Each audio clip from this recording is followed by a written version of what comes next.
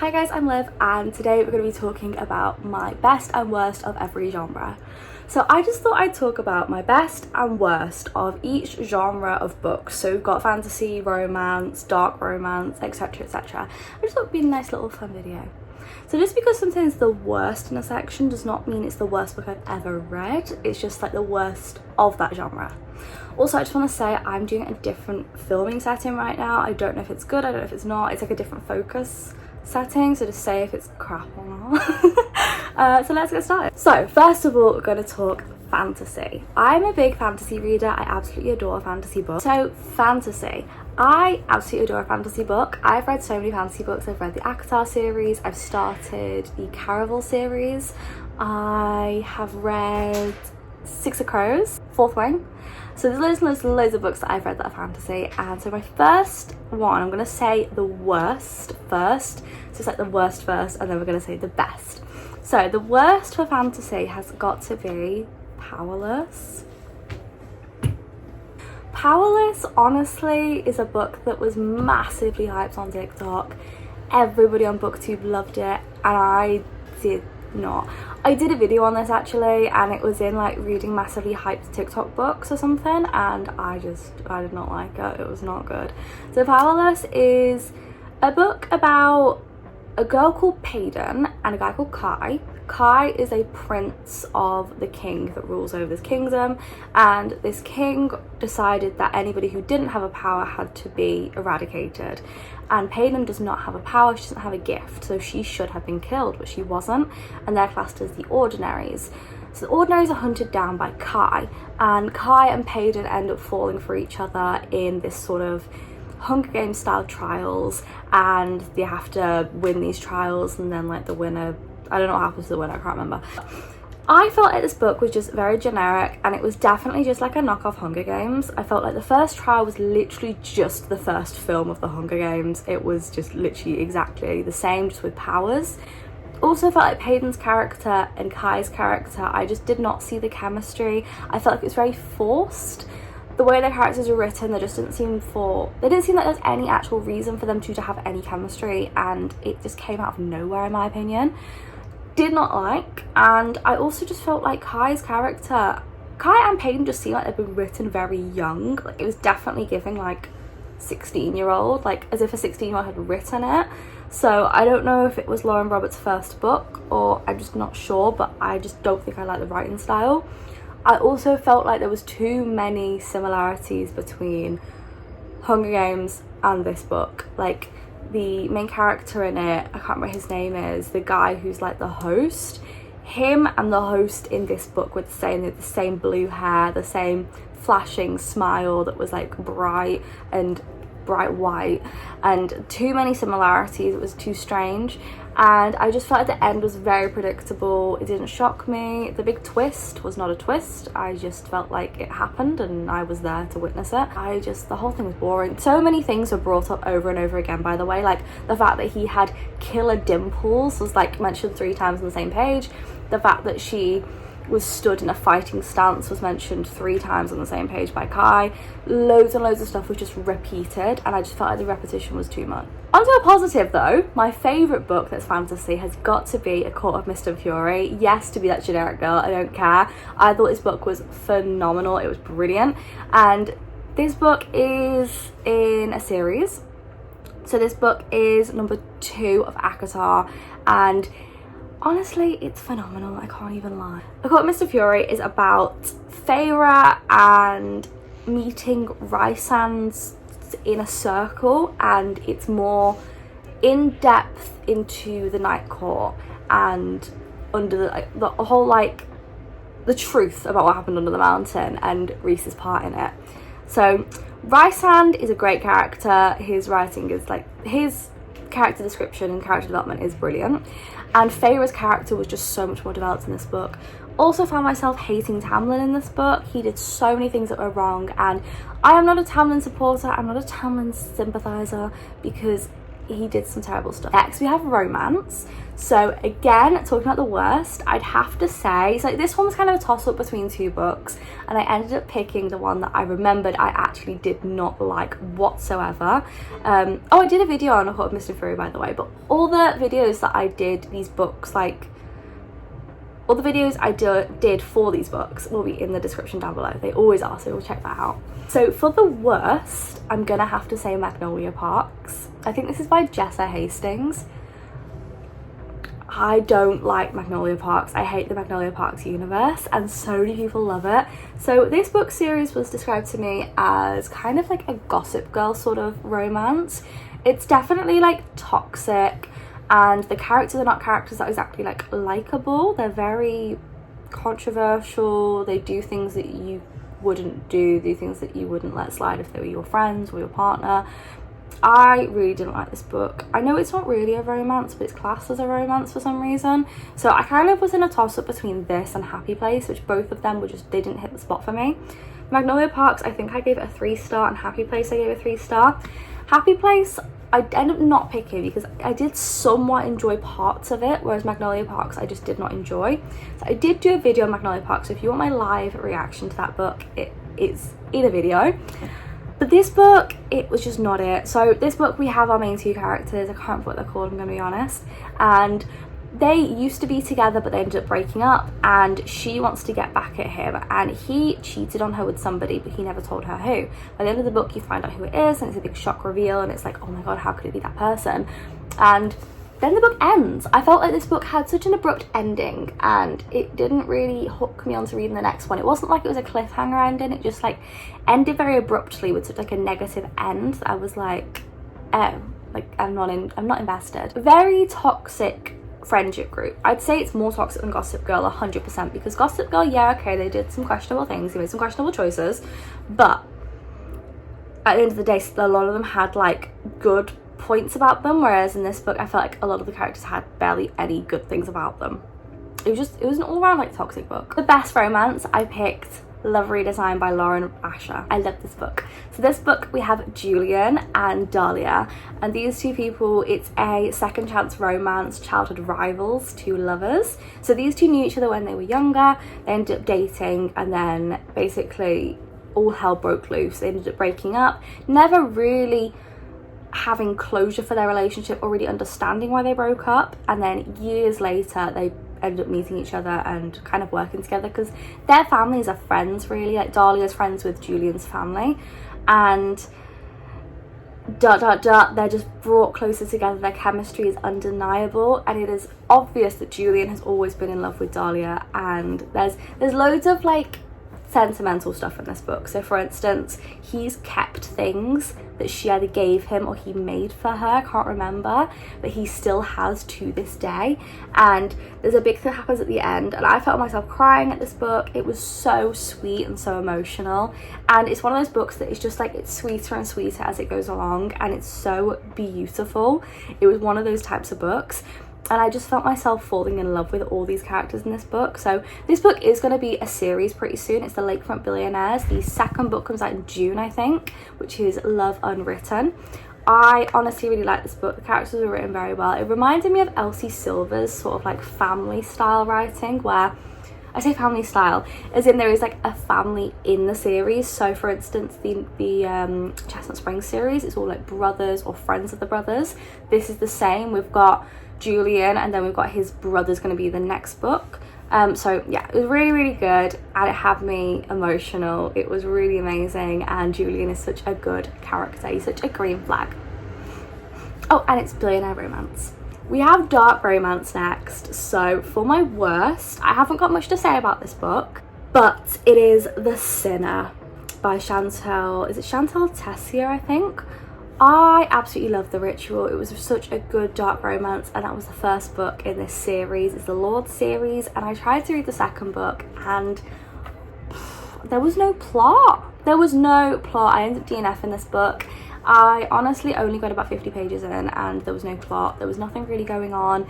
Too many spice scenes that just came out of nowhere. The first few I was like, oh, I like where this is going, and then it just got too much, and I was like, okay, there's literally no plot. We're just talking about spice right now.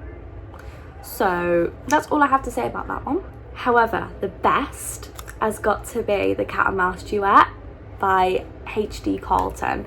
This book series is amazing, and the reason I'm saying the two books together is because they lead on from each other so well, that they're so interconnected. I have to put them together. This book series is everything and more. Definitely read the trigger warnings if you're going to read this book, because it is a very heavy topic, very dark, very, I don't know how to say it. It's every single trigger warning you can think of. If you read them and you think, I'm going to be okay reading this, then go for it. If you read them and any of them stand out as I potentially might get upset about this book, don't read it, because you will get upset about this book, because every single trigger warning on the list is in this book. I'm just forewarning you there. So this book is so amazing. It was truly brilliant. There is so many trigger warnings and so many kinks explored. It's such a good book, and she does a really good job at setting the scene. So this book series is very dark, as obviously stated, it's a dark romance. So we have our main two characters, which are Zaid and Adeline. Zaid is a stalker. He is Adeline's stalker, and he wants to know who she is, and he leaves her little roses around the house. He leaves her messages calling her his little mouse, and he wants to hunt her down. So Zaid actually works as somebody who prevents sex trafficking, and he takes his job extremely seriously. He is the owner of the whole company who takes down sex traffickers, and he wants to do everything he can to save people. So he wants to be with Adeline so much, and he ends up breaking into her house and everything, ... Zayden's job is to take down sex traffickers, obviously, and those people have taken Adeline to sell her on the black market. It's so dark, but it's written so well, and I've never read a dark romance that has hit the same. Next we have a thriller. So for my worst thriller, I hate to put this book on here, but oh, I could put that book on here. Actually, I've changed my mind. I was gonna say Perfect Sun by Frida McFadden because it was a 3-star, but I've just remembered I also read Silent Patient by Alex Michaelides. I don't know how to say his last name. I really didn't like this book. So this book was about somebody who ended up being trying to become a therapist. And there was this woman who ended up shooting her husband, and she never actually told anyone why she did it, and then by the end of this book she's meant to reveal a big secret, I'm guessing. But I honestly couldn't get through this book. It was so slow, nothing was really happening, and there was no hint to what was going to happen with this woman. So it was so slow. There was no pace to it. It was not thrilling. It was pretty boring. However, for the thriller that I picked for the best, I would have to say In My Dreams I Hold a Knife by Ashley Winstead. This book was really, really good. I really liked this, and I feel like some people like it, some people hate it, but I really, really loved it. So this book, it's set around these people who used to go to college together, and they go to a college reunion. And when they were in college, one of their friends got murdered, and since then they've kind of broken up being friends. None of them really see each other anymore, but there's so many things in their past that have not been brought up yet, so many secrets. So they go back, and the brother of this person who was killed ends up trying to do a witch hunt to find out who killed his sister. So it was always accused that the boyfriend did it, but he didn't, and one of the friends did it, or one of them knows what happened. So that's what you find out.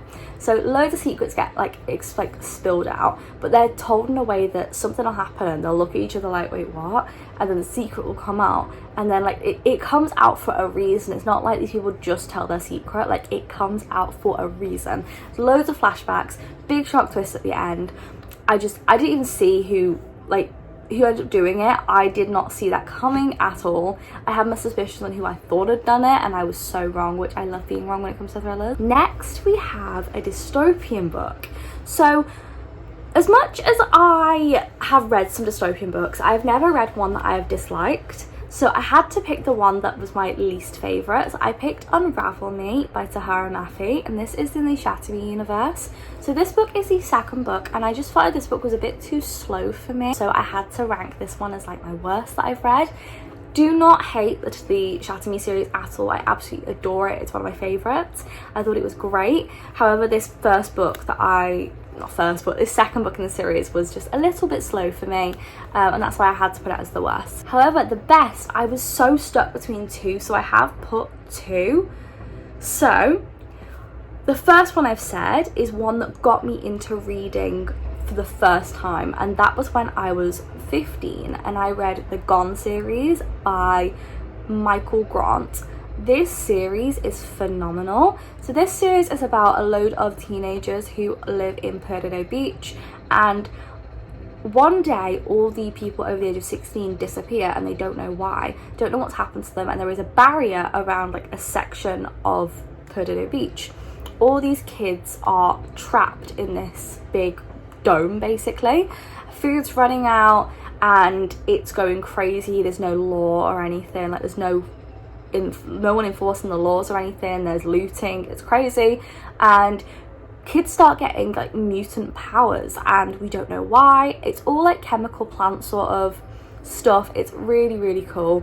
And you see these kids it's sort of like a Lord of the Flies sort of in there as well. You see kids make new currency basically, and you see some kids becoming the new law enforcers, the police officers, and you see basically these kids create a new civilization, a new order to the world in this dome, because there's no adults ruling over them. They have to figure out a new way to enforce law and order so that kids aren't basically killing each other. Really good series, and I absolutely adored it. I would recommend it to anybody. The second one I had to say was Fifth Wave by Rick Yancey. Oh my god, The Fifth Wave has me on the edge of my seat. Whenever I look at that book, or I read the second one the other day, The Infinite Sea, that book honestly gives me the heebie-jeebies. I am so nervous when I read that book series. Like, it's so, like, puts me on the edge of my seat every time, and that is because the idea of aliens freaks me out. So this book series, aliens come to Earth and they're trying to take over. They sent different waves to try and take apart the human race. So we had a plague sent to rid the world of humans. Loads of different things happen basically, loads of different waves, and then this book, the fifth wave, is about to happen and we don't know what it is. We don't know what the aliens have in store. We also don't know what they look like, we don't know what they want, we just know they've been killing people off and we don't know why. It's so good. There's so much withheld information, but also there's so many sections which it's like, who can we trust? Because we don't know what these aliens look like. Do they look like aliens? Do they look like us? Do they look like strange? Like, they're like us but different? Like, what is it?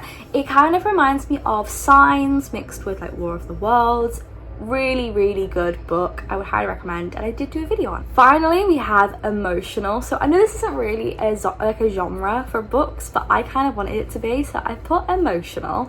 And for this little topic, I've got the worst book being Don't Kill Me, but If You Had Been With Me. I did not like this book, and I make it very apparent it's one of my least favourite books ever. So I read this book in like a reading emotional books video, and I hated this book. It was so bad. So we follow our main character, and she used to be friends with a guy called Finney in primary school, and they're next door neighbours, and their mums have always been friends, and we watch her grow up in high school, them two drift apart, and then we see her grow up, has friends, has boyfriends, and then she leaves high school, her and her boyfriend break up, and her and Finney are like, oh my god, I've loved you this whole time, and something tragic happens at the end, and you're meant to feel like awful about it, and like, oh my god, I can't believe that. And it's not very sad, it's not very emotional. Like, for me, I just felt like it was more of a, okay. I really was not affected by this book. I did not like it. I also felt like the very end was disgusting. I just did not like the idea that, I didn't like the lengths in which a certain character went at the very end. I did not like it. I just really didn't like it. Go see that video for my full opinions, of like in the moment opinions, because I had some. However, for the best, I have two, and these books both broke me for different reasons. So number one, I have got They Both Die at the End. Again, did a video on this, and this book broke me. This book is about two boys who, there's an app and it basically tells you each day who is going to die that day, and these two boys who don't know each other get told they're going to die today, and they go on a site which has also been created for people who know they're going to die that day and they want company or a friend to talk with that day if they don't have anybody or they want to do something fun. And these two boys meet on this app and they meet up and they decide they're going to have basically the best day together and explore things and experience everything. We see them make friends and explore the world. It's so cute, and they basically explore their hometown. They go to the seaside and they chat, they get to know each other, and it's so emotional. This book is a gay romance as well, which I love, and it was so emotional. I did not see the ending coming, and like, we know they both die at the end, but you don't know how, and that's the thing that got me. Like, I did not expect it to happen this way, and it really did completely blindside me. I completely was in shock, and because the shock hit me that hard, I was sobbing my eyes out. I was not okay.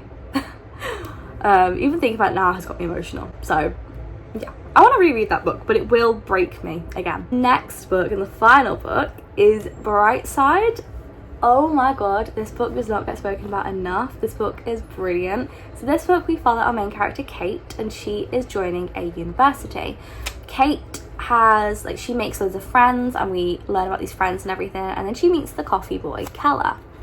Keller has a secret why he doesn't really get in relationships often, and she has a secret, but they end up trying to date each other anyway. And when the secrets come out, they couldn't have been more different from each other, these secrets. So heartbreaking, but it's so bittersweet as well. The ending is just beautiful, and I don't think I've ever read a book that's a 6-star apart from this book. This book truly was everything and more. I was a mess, and I always am a mess when I think about this book. It really takes me there, and I think about it literally probably daily. It's such a good book, and I would highly recommend it to anybody. It's so beautiful, and it's a phenomenal book. That's been the video, guys. I hope you have enjoyed. I will see you guys next time with another video. Subscribe and like and do that stuff. We're so close to 800 subscribers. I can't believe I'm saying that, but please subscribe and do that stuff. I will see you guys soon, and yeah, I'll see you guys soon. Bye.